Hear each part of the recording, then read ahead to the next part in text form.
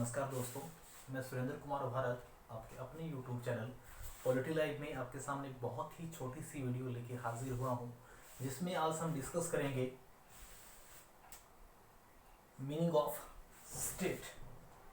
तो एक स्टेट क्या होता है, एक राज्य क्या होता है, इसके बारे में आज हम डिस्कस करेंगे। बहुत ही वीडियो ये छोटी होने वाली है। तो एक स्टेट की अगर हम बात करें तो एक स्टेट के 4 एलिमेंट्स होते हैं और उन चारों का ही एक राज्य के लिए होना बहुत ज़रूरी है।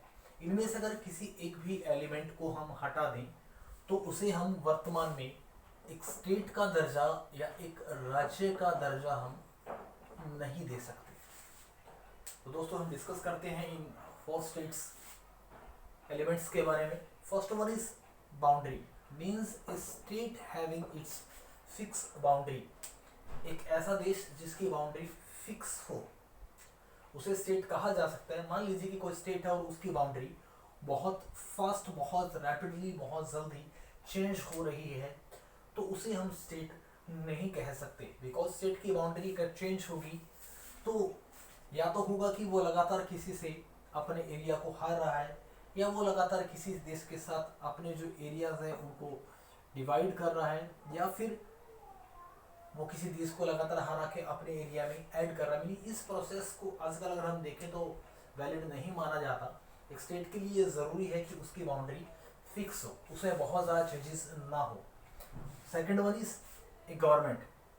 कोई भी राज्य होता है उसकी एक सरकार होनी चाहिए, चाहे वो सरकार किसी भी तरीके की हो। अगर किसी स्टेट में मान लीजिए उसकी बाउंड्री है दूसरे एलिमेंट्स में और गवर्नमेंट नहीं है तो उसे स्टेट नहीं कहा जा सकता। बिकॉज जो गवर्नमेंट होती है वो जितने भी रूल्स होते हैं, मीन्स इसे हम कॉन्स्टिट्यूशन की बात कर सकते हैं, जो रूल्स हैं उनका होना ज़रूरी है। और रूल्स नहीं होंगे तो स्टेट की कोई भी वैल्यू नहीं होगी। थर्ड वन अगर बात करें, स्टेट हैविंग इट्स पॉपुलेशन, कि किसी भी स्टेट की पॉपुलेशन होना ज़रूरी है।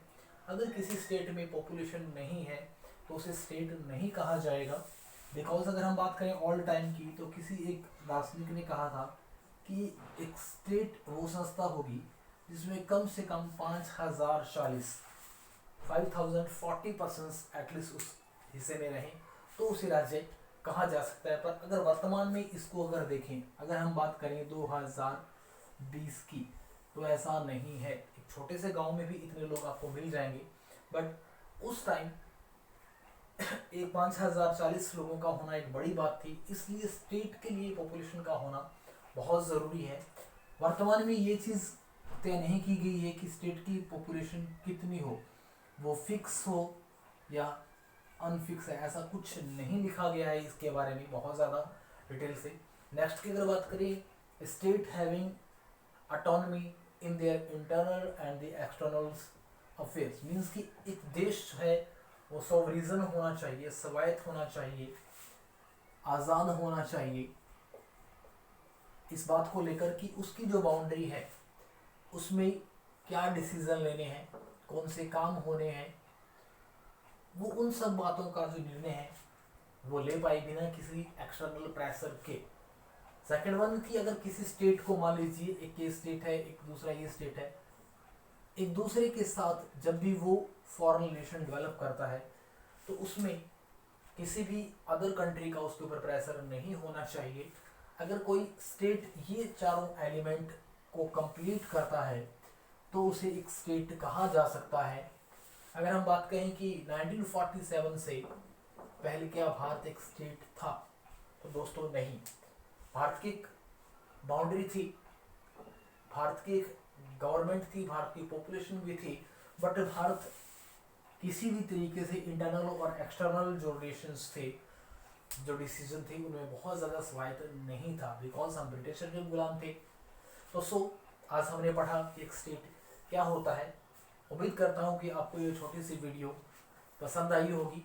मेरा यूट्यूब चैनल लाइक करना, सब्सक्राइब करना ना भूलें। जय हिंद, जय भारत।